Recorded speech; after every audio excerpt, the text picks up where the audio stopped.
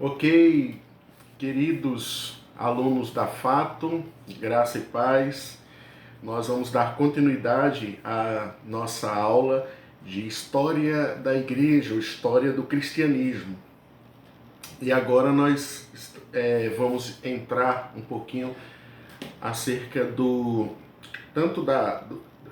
de falar um pouquinho sobre o papado, mas no seu apogeu, seu fortalecimento, vamos aí repetir algumas coisas que já tratamos até agora, como também vamos falar dos seus declínios, né, daquilo que levou o papado a se tornar uma posição de influência política e também de barganha entre os poderosos da época, certo? E vamos pontuar também alguma coisa sobre as reformas monásticas, porque quando estudamos a igreja, o cristianismo na Idade Média, duas coisas são muito fortes, ou melhor, três coisas são muito fortes.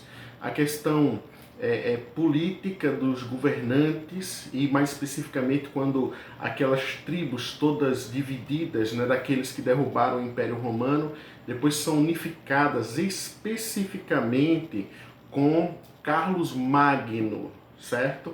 E a partir daí então, dessa unificação com Carlos Magno, vindo a se tornar então esse grande império, é que as coisas vão de alguma forma potencializar a igreja, potencializar seus recursos, potencializar a sua missão.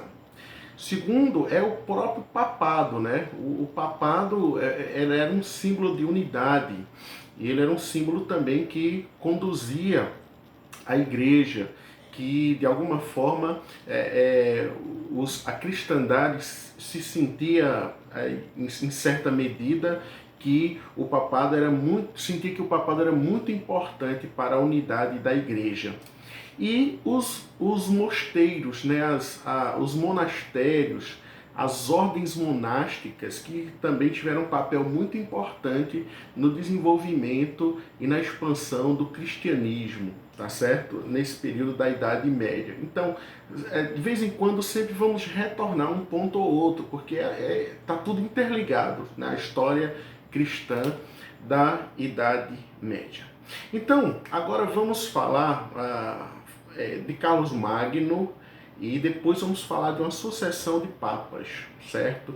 E depois do que aconteceu nesse papado na Idade Média, tá certo?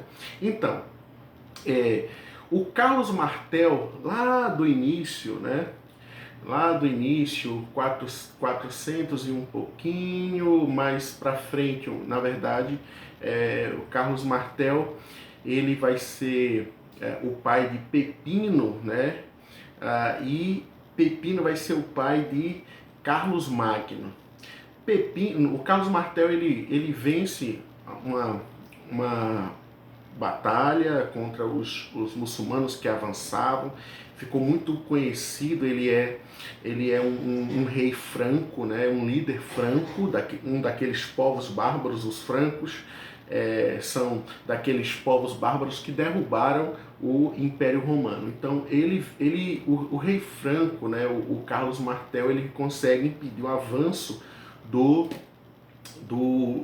islâmicos, né, do islamismo para a Europa ocidental, a parte ocidental. Ele consegue então frear.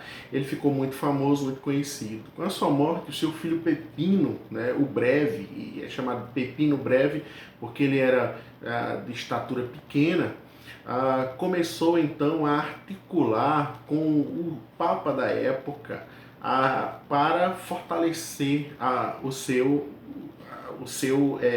reinado. Na verdade, nesse período ainda, o Carlos Martel não era um rei específico, mas um prefeito, né?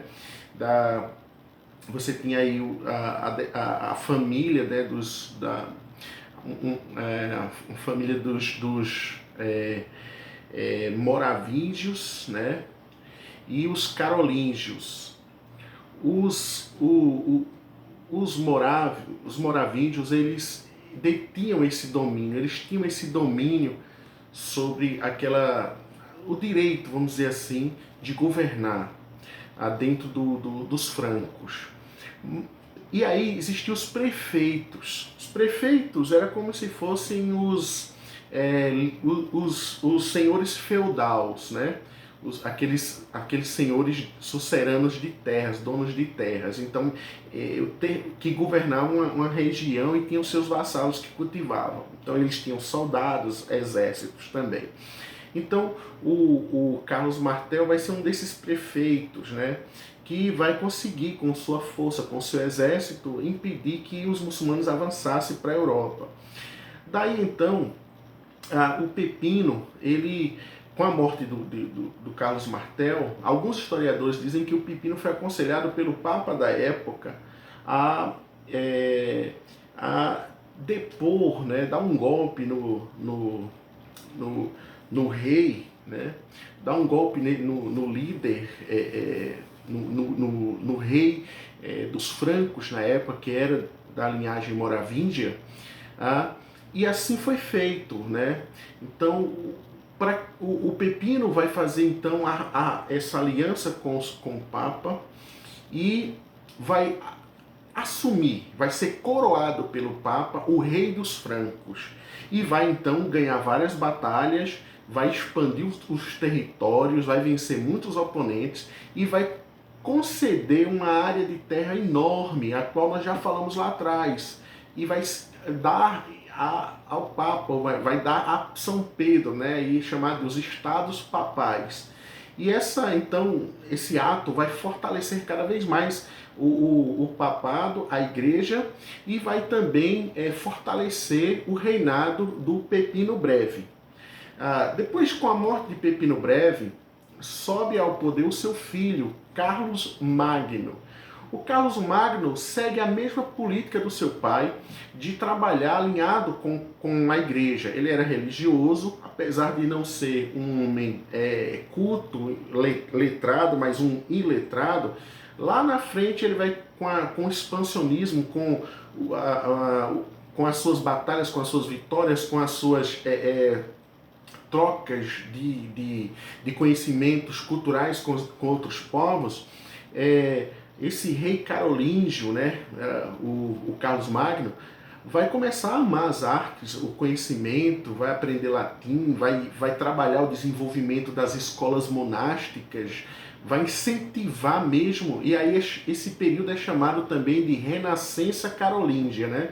Houve um certo renascimento cultural, né? Vai construir muitos templos, né, para a igreja, vai sair daquele formato mais antigo e daí vai entrar os templos numa estrutura gótica e não numa estrutura romana, mas os templos belíssimos, né?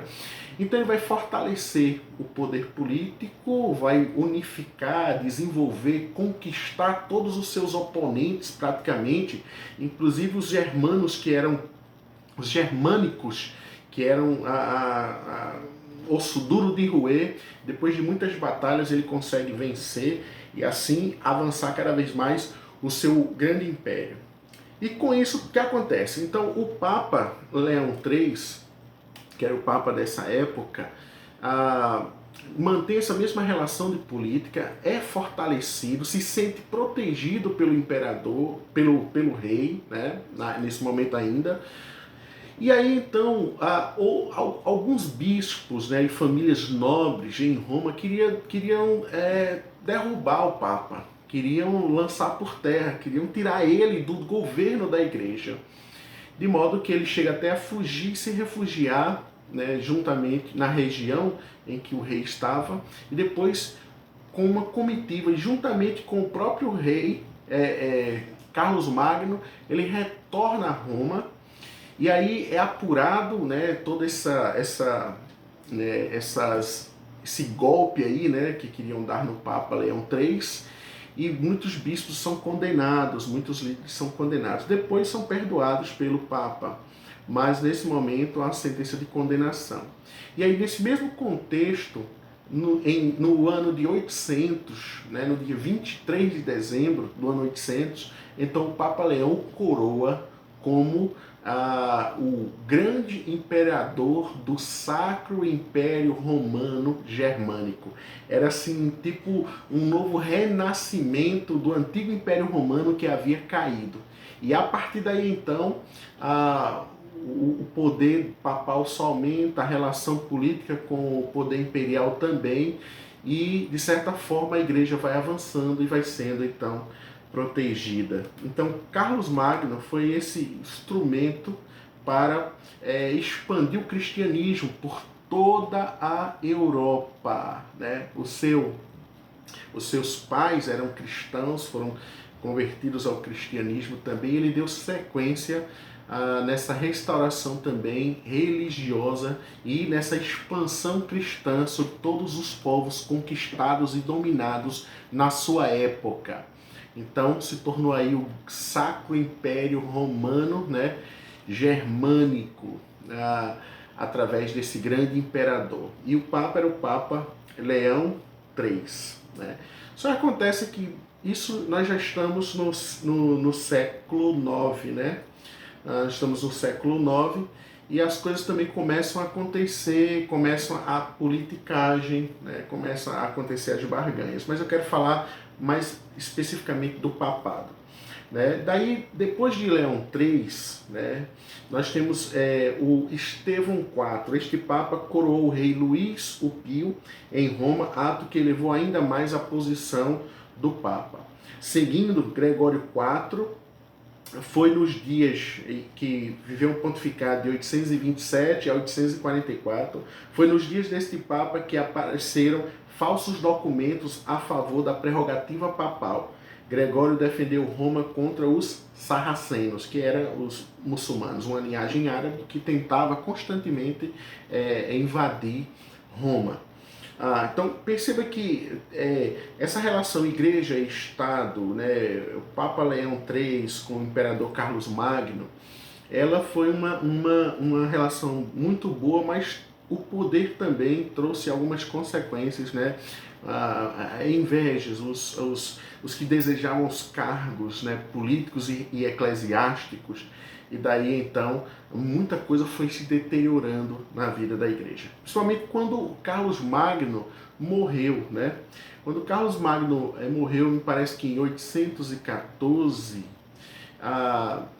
o seu filho assumiu o reinado, mas logo depois os seus 3 filhos dividiram esse grande império, esse grande sacro império romano, e depois guerras e mais guerras foram acontecendo entre os povos, entre os 3 primeiros. Aí eles fizeram um tratado, o Tratado de Verdun, e esse tratado então dividiu todo o Sacro Império Romano em 3 regiões, cada um ficou com uma, mas depois as guerras começaram a acontecer entre outros povos invadindo, e aí aquele grande ideal do Sacro Império Romano, agora que foi trabalhado por Pipino, por Carlos Magno, né? E com o apoio do Papa Leão, começa a ser fragmentado. Mas a igreja continuava avançando, a igreja era meio que camaleão, ela se adequava, se adaptava, né? As circunstâncias difíceis que se levantavam, a igreja sempre dava um jeito de se adaptar e continuar a sua jornada, a sua caminhada de fé. Né? Então aí nós vamos tendo alguns papas, e esses papas vão se desenvolvendo nesses contextos de conflitos, tanto conflitos religiosos como conflitos políticos, e esses papas vão avançando. Então, com Estevão, aliás, Gregório IV, foi nos dias desse que falsos documentos apareceram, né? Documentos que favoreciam a prerrogativa papal, né? Então, já falsificação de documentos para favorecer o papado, isso em 827 a 844. Nicolau I foi então um papa que viveu um pontificado de 858 a 867. Nesse período ascendeu à cadeira papal um momento de muita agitação e desordens, aproveitando-se dos documentos falsos a favor da absoluta soberania e irresponsabilidade do papado, procurou firmar os direitos de supremacia do Papa e de sua jurisdição suprema sobre todas as coisas. Aí, depois disso, temos o Adrião II, 867, 872. Trabalhou principalmente a sombra e a influência atingida pelo seu antecessor. Não teve muito destaque, foi mais um que repetiu os discursos do anterior. João VIII, 872, 882. O maior problema durante o papado de João VIII foi a ameaça sarracena. No período desse papa, o maior problema que eles tiveram foi essa ameaça dos muçulmanos, que constantemente estavam tentando invadir Roma, forçando a pedir ao novo imperador Carlos a sua proteção. Mas Carlos e o Papa aceitou o trabalho humilhante com os sarracenos. Fizeram uma parceria, ou fizeram uma espécie de acordo. O período de 882 a 903, na história do cristianismo, caracteriza-se pela degradação do poder papal. Então, século IX, aí, meados do século IX, até o início, meados também do século X, né? Há uma degradação papal, que vai se repetir em outros momentos. A determinado ponto dessa degradação se levantava alguém que de alguma forma assumia a cadeira papal, trazia uma certa reforma, um certo avivamento, uma certa espiritualidade, mas daqui a pouco vinha outro e lançava por terra esse tipo de postura que a igreja, que o seu antecessor tinha assim vivido, ensinado, proclamado e de fato conduzido a igreja. Então, o período de 882 a 903, né, é um período que é caracterizado por essa degradação do poder papal. O poder papal enfraqueceu-se notadamente. As eleições pontifícias, elas são feitas neste período pela torpeza que as acompanhou. O Papa Formoso subiu ao poder em 891 e 2 anos depois de sanguinolento pontificado, morreu provavelmente envenenado. Depois o seu sucessor, Estevão VI, foi aprisionado e morto. Depois foi eleito o Papa Marino, cujo pontificado durou apenas meses. João X, feito Papa, procurou abrogar os atos de Estevão e de fato abrogou muitos deles. Leão V, depois de um breve pontificado, foi morto por seu próprio capelão e seu sucessor. Mas esse mesmo sucessor também foi assassinado. No período então de 903 a 963 com Sérgio III, começa a influência perniciosa de uma aventureira de alta linhagem sobre o governo papal. De 936 a 956, o papado esteve sob influência de Albérico, que nomeou 4 papas. Um filho do mesmo, sob o nome de João XIII, assumiu o ofício papal, sendo o seu pontificado como um dos mais imorais e licenciosos. Este papa morreu também assassinado. Depois, Otton o Grande fez sentir a sua interferência no papado em 983, com a convocação de um sínodo para depor o imoral João XIII e substituí-lo por Leão VIII. Durante esse período, né, até 1073, foram nomeados vários papas e os imperadores ficaram no direito de nomear e controlá-los para evitar a dissolução completa do clero. Então, foi de fato períodos terríveis, né, no governo dos papas. A simonia, né, que é a compra do cargo, né, como simonia veio de Simão o mágico, aquele que queria comprar o poder dos apóstolos, né, para poder curar. Então daí o nome simonia, né, a compra de cargos, a influência para se obter lucro com isso, né. Em 1073, Hildebrando foi inquestionavelmente o maior estadista eclesiástico da Idade Média. Seu objetivo foi tornar um fato o domínio universal absoluto do papado, e sua política subordinou-se completamente a este propósito. Este papa tomou o nome de Gregório VII. Em 1059 houve um concílio, né? Concílio é a reunião dos bispos, né? Dos bispos, das autoridades eclesiásticas, para tratar acerca das questões da igreja. Então, nesse concílio, houve a nomeação do Papa pelos bispos cardeais, sancionada pelo clero cardeal e depois aprovada pelo clero inferior e pelos leigos. 2. Nenhum oficial da igreja, sob pretexto algum, pode aceitar benefício algum de qualquer leigo ou ser chamado a contar ou dar conta à jurisdição. 3. Nenhum cristão pode assistir à missa rezada por padre de quem se sabia ter alguma concubina, apesar de terem se levantado muitas oposições acerca disso. E o Debrando executou a risco esses decretos. No entanto, a vitória de Hildebrando nunca foi completa e nunca foi permanente. Hildebrando foi um papa que, de fato, foi chamado de Papa Gregório VII, e que, de fato, queria uma reforma na igreja, queria que a igreja avançasse no caminho correto, mas não conseguiu tudo. E é difícil, um contexto de muita política, de muita imoralidade e a influência do Estado também pecaminoso. Então essas relações eram muito perniciosas para a cristandade, certo? A gente continua já já ainda com esse papado.